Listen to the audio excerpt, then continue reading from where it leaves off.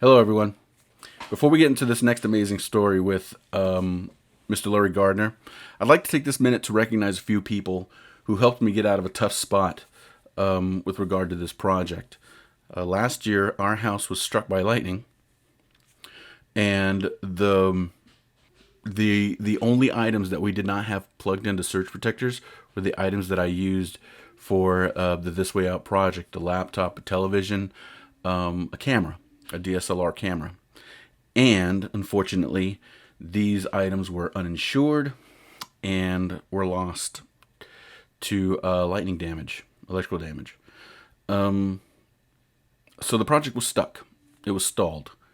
And I really didn't want to. I was afraid of taking too much time off. I was afraid of the time that it would take for me to save the money to get back on track, because I didn't want to lose what I thought was some good momentum. So I created a GoFundMe page, and I reached out to my friends and my family and supporters, and some people responded. And I would like to dedicate this next episode to those people who gave of themselves financially to ensure that I could get back online and get my project rolling again. And right now, I'd like to acknowledge each one of those people by name: David Bennett, Ryan Carroll, Aaron Bermudez, Andrew Jones, Taylor Buse, Dominique Hardiman, Lanier Brown, James Gallegos, Christy Popejoy, Sean Gilliland, and Daniel Creighton. These people have ensured that I can continue to do this project, and their support means a ton to me, because through their financial contributions to get me back online, it shows that this project is talking to people, and there are people who believe in what I'm doing, and it's very encouraging. So I want to say to these people that and recognize in recognizing them, and to all of you, I want to say thank you for your support. Thank you for your support. It really means a lot, and I'm going to keep going. I'm going to keep doing this. I'm going to keep trying to make it better. I'm going to keep trying to make a difference. And through these contributions, I'm going to be able to continue to do that. So thank you.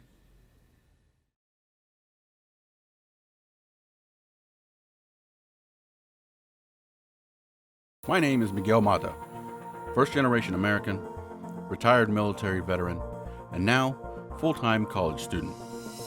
In my lifetime, I've come to meet people from all walks of life, from every corner of the country and most parts of the world.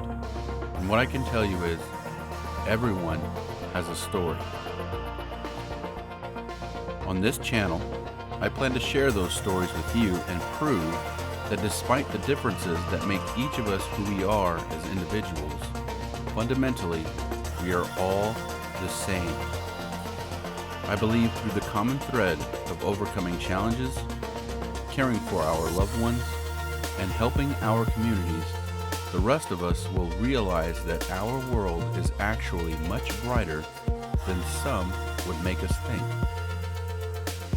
And now, to shed more light, This Way Out.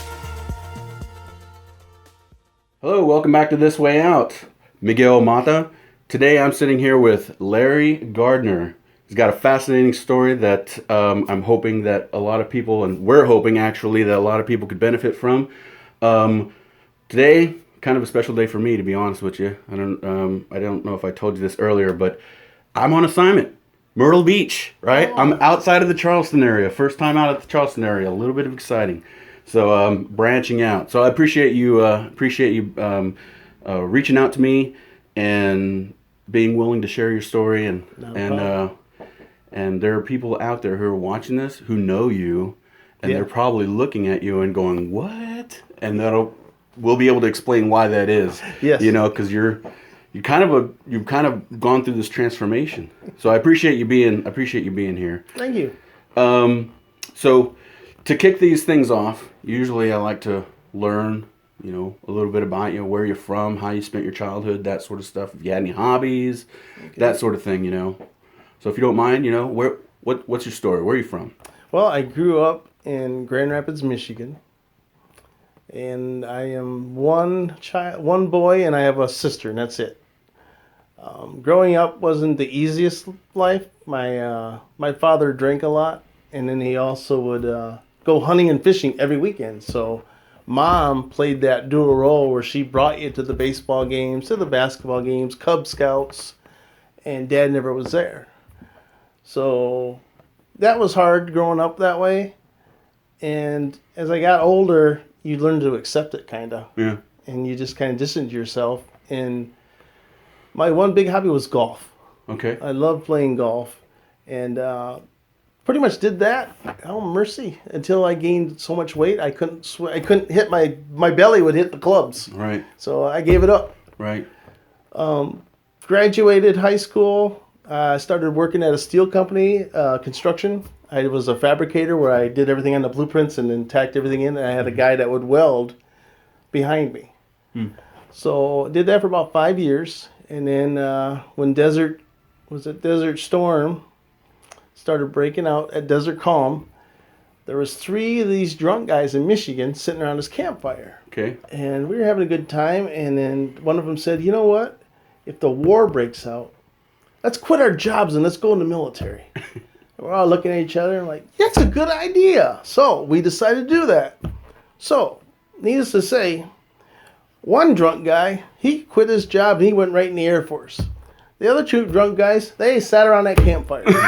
They continued sitting around the campfire. Yeah. But the cool thing is they came down for my retirement. Yeah. So that was really special. So I'm guessing you're the one drunk guy in the story. Yes, I was. Who went through with the promise? That was a group thing, but the only one of you guys went through with it. Yeah. But that's cool though. That's cool. You mind backtracking just a little bit, because I know that you said, like, you just shared that you were into golf, but golf hasn't always been hasn't been your only passion. You also did something else while you were in high school and before you joined the military. You also did racing, right? You did? Yep, drag racing on sand. Yeah. So that was awesome, and I really enjoyed that because it was like another family. Yeah. I guess that was my way of getting away from my house. Right. And going to be on the racetrack. And there was like 3 of us that went to school together, and we had our own team. We were called Boys Toys Racing. Yeah. And when we first started out, it was just we all had dune buggies. And I didn't know how to drive a stick. Mm-hmm. So my friend Greg Price, we're going to dunes, and he's in the passenger seat, and he's trying to teach me how to drive a stick while we're trying to go up the dunes. Yeah. And you see him bouncing all over the place, and he's saying shift, and I'm grinding. But it took about maybe 3 or 4 hours, but I learned how to drive a stick. Yeah. So I had to get a pickup truck to haul my trailer around. And I didn't have much money. Guess what I ended up buying? A stick. Yeah. So I got to learn how to drive a stick even better. Yeah. But those are some good times. I mean, some of those guys are still doing that. Yeah. I wanted to go big, and the bank used to be my sponsor, I guess you could say, and it was just too much money. I still follow it to this day. I talk with Corey McMillan. Her husband Terry actually drives a top field dragster, Emily Oil dragster, and I like going down there and visiting with them. And then Randy Myers Racing, they're like real cool people, and they take care of each other. Right. And the racing, I think I remember you sharing, like, when you were heavy into it, right? And it was your passion, it was your thing. That brought in kind of a point of contention between you and your dad, but it also kind of like made him realize that something about you. Yes. When I first started building my car, UPS was coming to the house every day. And one of my dad's favorite sayings was, you ain't got a brain in your head. And, as a kid, that, even late 1920, that still takes a hit on you. Yeah. Someone tell you don't have a brain in your head. And that was one of his favorite sayings. And then I decided to bring him to a race. And I made it all the way to the finals, and he actually came up crying. And he said he was proud of me. And that was the first time that he's ever said that. Yeah. So that was a big moment. To this day, me and my father have a better relationship now than we ever did. Yeah. He's the best grandfather in the world. Yeah. And, I just I wish I could be half the grandpa that he is. Yeah, yeah.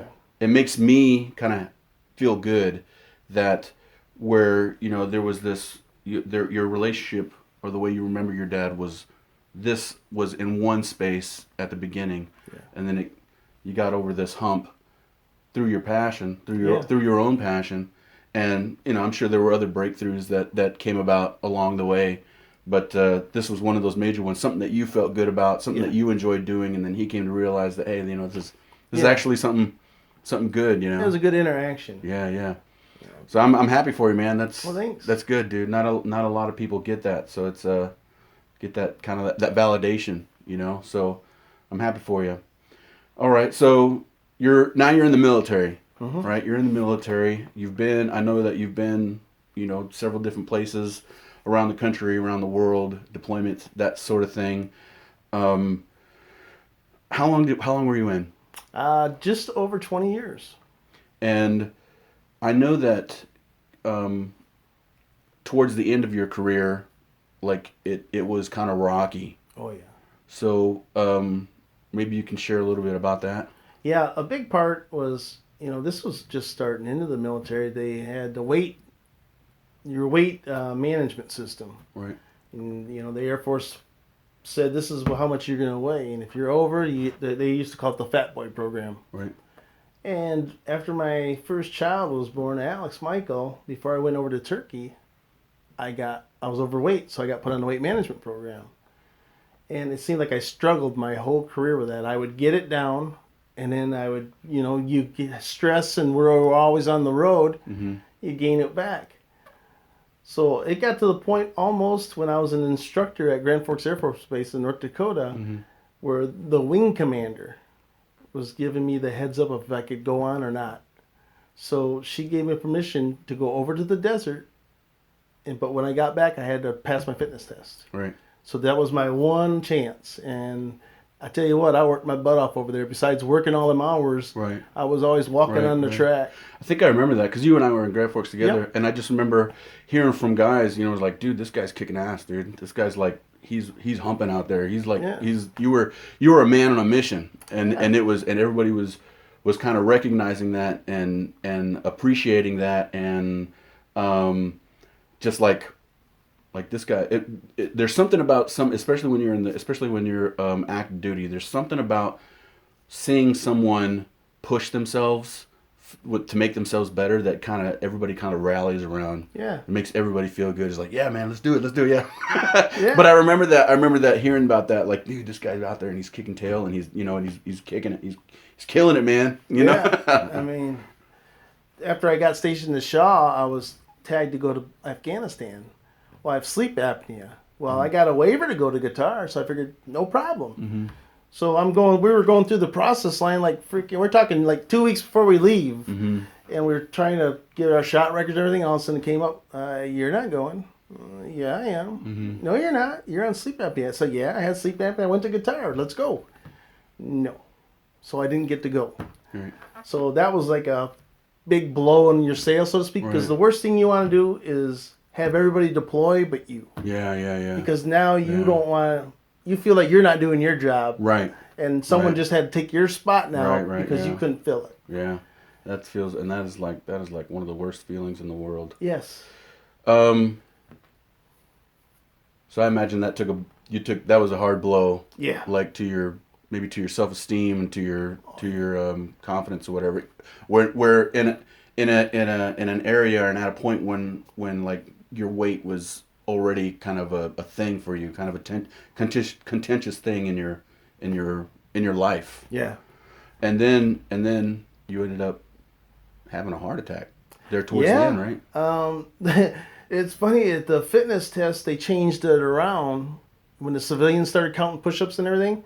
Well, on the walk, you couldn't take any beta blockers to regulate your heart rate. Yeah. So you had to be medicine free. So I went to the doctor at the base, and I'm on Tonormin, which is a beta blocker, keeps my heart regulated. Mm-hmm. And he goes, well, we'll just take you off of it. So, Just the like that. first, second day, yeah, just like, we'll just take you off. Sorry. I don't mean to interrupt. And I went to work, and the guys were like, you feeling okay? I said, yeah, you look awful clammy, Sergeant Gardner. Maybe you should go home. I said, nah, I'm fine.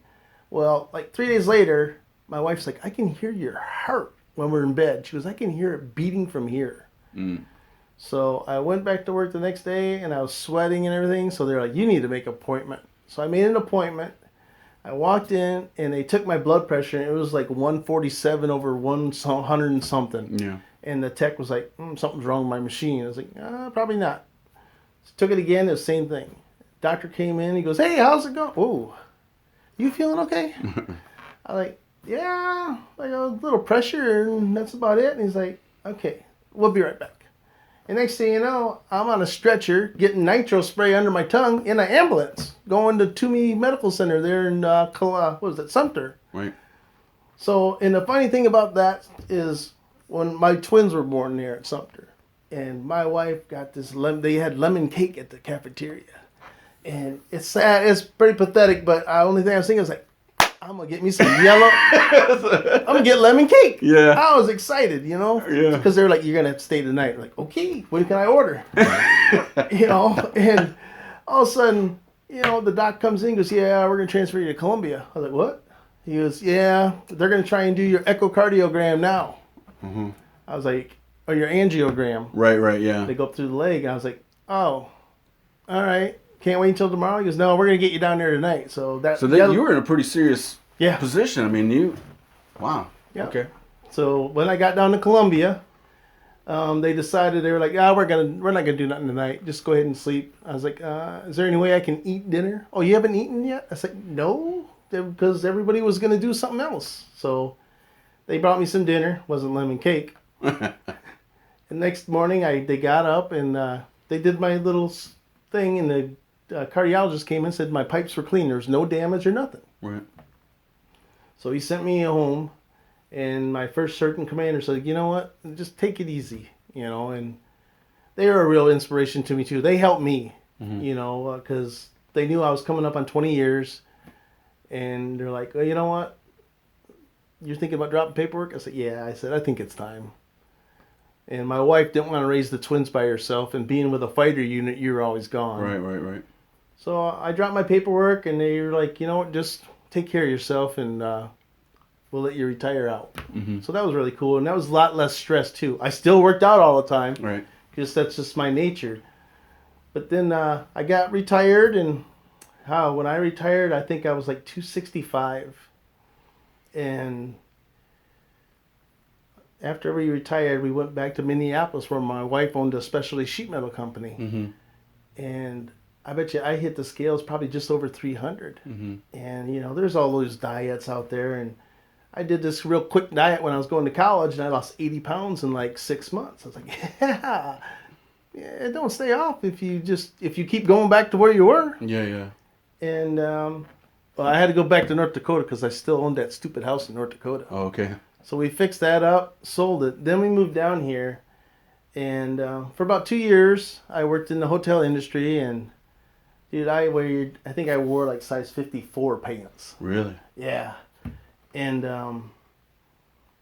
one day my wife came home, and she's like, me and the ladies were talking about going to Weight Watchers. And me being negative Nancy, I was like, that don't work.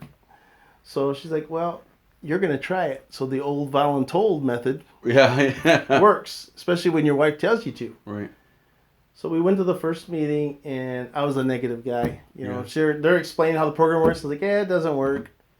And so the next week I went in to weigh in. Didn't lose anything. I said, see, told you, don't work. Yeah. And then, the weeks kept going, and I lost like 0.8. I'm like, ooh.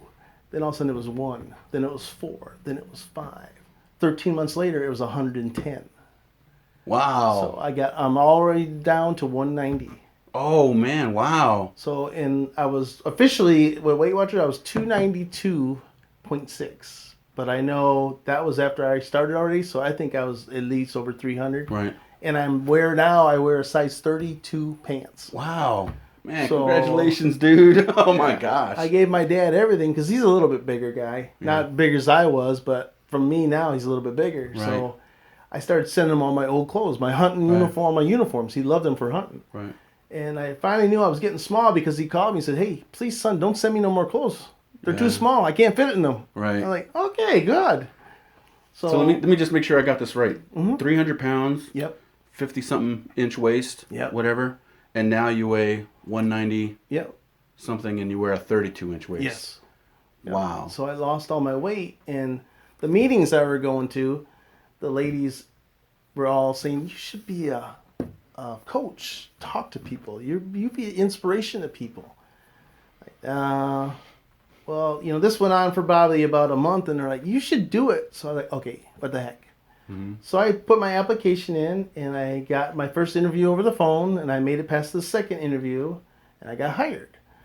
And I was a guide, so I'm the one that actually, when you come in to Weight Watchers, I'm the one that greets you, sees how everything going. You come up to the thing, and I weigh you, and I look at your we call it's a success planner. It's your weight and stuff, and we record in there, and I talk to you how everything's going, and I like that because it was one-on-one with people. And they're like, "Well, don't you want to be a coach?" I was like, "No," because you're basically, with a coach, you're standing in front with 75 people or more, but you're not connecting to each person. Right. You got a half hour. The meetings are a half hour. So that's not a lot of time with 75 people. So you really don't connect with everybody. And as a guide, I do. And now to this day, I get people that are like, "You've been such an inspiration to me." And one of my favorite things is this gal, Lynn Stapleton. She lost her son a couple of years ago to suicide. And, she had trouble with her weight. Well, then she started doing Weight Watchers. And she was going to Pawleys Island here, and I was the guide down there. When she first came in, I was her guide. And I helped her. And, through all the time she lost her weight, now she works for us. Yeah. And she calls me her work husband, and that's my work wife. Yeah. Because we like working together. Yeah. We know what each other's thinking, and it's just cool. Because when people lose weight, your win is my win. Right. When they come up and they're crying, I cry. Yeah. That's how devoted I am. This one lady came in, and she gained like 0.5, 0.6, and I was like, "Dear, what's wrong?" She goes, "My mom just passed away." I go, "When?" She goes, "Last night." I said, "Why did you come to the meeting?" Because it was time to go to my meeting. Oh dear. I said, "You need to go home and, collect yourself and get everything in order. And if you need anything, let us know. We're here to help you." Yeah. It's not a diet, it's a journey. Right. That's right. And when people realize that, it works. Right. And you don't need medication, a quick pill to fix it. So, but that's why I like it. I mean, they wouldn't even have to pay me. I like that job so much. Yeah. Well, be careful what you say. Someone just might just hire you for free. Well, I want to congratulate you, dude. Thank you. I think you look great. Thanks. I think you've done a fantastic job, and if nobody's told you before, I'm super proud of you, man. Thank you. You're an inspiration to me, definitely, because I retired. And I put on the pounds. I'm sure you can look at me and say, "Oh man, that guy's like two times what he was." You'd be correct. But now, hearing your story, I mean, it's an inspiring story. It makes me confident that I could be able to do it too. And I've shared with people that we don't have grandkids yet, but we don't have a very good track record for grandfathers in my family, right? On both sides. Ooh. So all the grandfathers are just memories. You know what I mean? Yeah. So I don't want to be a memory. I want to be there to help raise the grandkids. Yeah, you want to see great grandkids. Right. If that's in the cards, then I would love to do that. But at least my own grandkids, I would like to be a part of their lives. Do all the things that grandfathers do for their grandkids. So so you're an inspiration, and I'm gonna be putting in the work. Yeah. Not sure if it'll be Weight Watchers, but I'm gonna be doing something. I appreciate that. Let me ask you this though.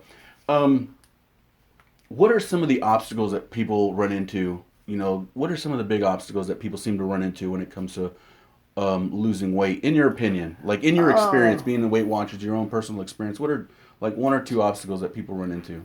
Sabotage, where, let's say, you're losing all the weight, but your significant other isn't. So now you feel guilty about losing weight, so you're starting to eat what they eat. Right. So you don't want to lose weight because then that'll make them feel upset. Another one, the big one, is stress. Just plain out stress. You can follow the program, but if you're stressed out, your body's going to hold on to that. Yeah. You got to just relax, and yoga is actually a good part of that too, as long as you're really mellow and everything. Yeah. But yeah, stress will do it, and then body shaming. That seems like it's the big thing. People walk by and they do the up and down.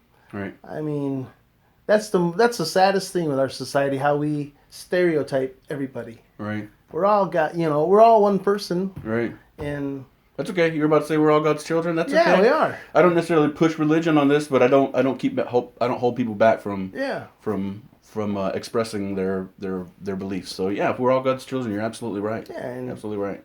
We don't need to be shaming people, because all that does is these adults, their kids see that, and it starts going down. Now the kids are doing it to their friends, because I can honestly tell you, when we were kids, you'd have your bullies, but it wasn't the magnitude that it is now. Right. Right. I mean, I'm afraid to death sometimes when my kids go to school, because you don't know what's going to happen. Right. Right. So yeah, stress is a big part of the factor. Right. Interesting, the sabotage one. That one kind of makes sense. Yeah. Definitely that one kind of hits a little bit closer to home. I can see how that kind of ring true in relationships. Yeah. Man, I'll tell you what, dude. What a story. What a story. People don't think they have a story. But everybody has a story. Everybody comes from somewhere. Yeah. Everybody comes from somewhere. Everybody experiences problems of their own, and what I try to point out, in these episodes, is that nobody's problem is greater or less significant, Right. more significant or less significant. They're all significant. You just experience them, differently. Everybody just experiences them differently. But this one with weight management is big for a lot of people. Yes. And you're doing it. So congratulations. And I hope that people see this episode and they can find a little inspiration in themselves. So before we close, I like to give my guest an opportunity to share a piece of advice. Just whatever. It doesn't have to be with weight management. It has to be with it could be whatever. If you had the opportunity, you've got an audience. If you had an opportunity to share just one piece of advice, what do you think that would be? I guess would be you have to be kind to yourself before you could be kind to others. Mm. And a lot of people, I think, they lack the self-confidence, so they take it out on other people. Mm. And I think, with weight, it seems like everybody's such a weight-conscious group now, but look what we're eating. Mm-hmm. It's quicker to go spend $2 on a big 4,000 calorie, Big Mac or something than it is to eat healthy, because it's actually expensive to eat healthy. Right. Yeah, you're right. You have to work for it. But if I had any advice, I would say be true to yourself, and be an inspiration to somebody else. And I know I've inspired many people. Even one gentleman in Omaha, Nebraska, Kevin Keene, that we worked with, he lost over 50 pounds. So, his win's my win, and I really like that. And if I could get it around where everybody would be happier and healthier, where we could all have a big reunion, that would be awesome. Yeah, that would be awesome. Well, I appreciate your time, man. I appreciate you sitting down here with me. You look great. I wish Thanks. your family the best. I know we're actually sitting in your store, your wife's store, right? What's the name of your store? Knit and Pearl. If you're ever in Myrtle Beach, stop by the Knit and Pearl. They've got a wonderful selection of yarn and knitting material. Have you done commercials yet? No. No, you haven't done any commercials yet? Like, what are some of the things they can find in it? Well, many different types of yarn, patterns. We have a social table where you can come and you can work on your product, your little project, and talk with people, get help from others. We offer classes. Summertime, we even offer kids class. And we're just starting now. We're doing needlepoint, which is another new area. And my wife right now is up in North Carolina. I'm doing some research on it, but we got a lot of the product in. And in January 13th, we're having a trunk sale. Awesome. Actually, gee, that's today. Yeah. So I guess she's went to go get the stuff then. Yeah. But yeah, I mean, it's pretty cool with as much as there is to do. Yeah. And everybody needs a hobby. Right. We didn't get a chance to get into it now, but the story behind you and your wife getting this store is actually pretty interesting too. Yeah. Yeah. Yeah. But you guys have a place here in Myrtle Beach, and it seems to be doing pretty well. Yeah. So congratulations on your success with the Knit and Pearl as well. Thank you. Thank you very much for tuning in to this episode of This Way Out. If you want to see future episodes, please subscribe. Click on the bell so that way you get notified when episodes hit the airwaves are new to YouTube. Remember, I've got a presence on social media on Facebook, Instagram, and Twitter. Got the website thiswoe-light.com. Episodes, podcasts, all that stuff is posted on the website. And once again, this has been Larry Gardner, here to share his fascinating story about his life and his would you call it a victory with weight management, or is it something that's ongoing? I think it's ongoing. Ongoing. So his ongoing Small victories. yeah, small victories, his ongoing thing with weight management, but you're doing an awesome job. And this guy, look at him, he's an inspiration. He's fascinating. Thanks. Okay, so thanks again for tuning in. God bless.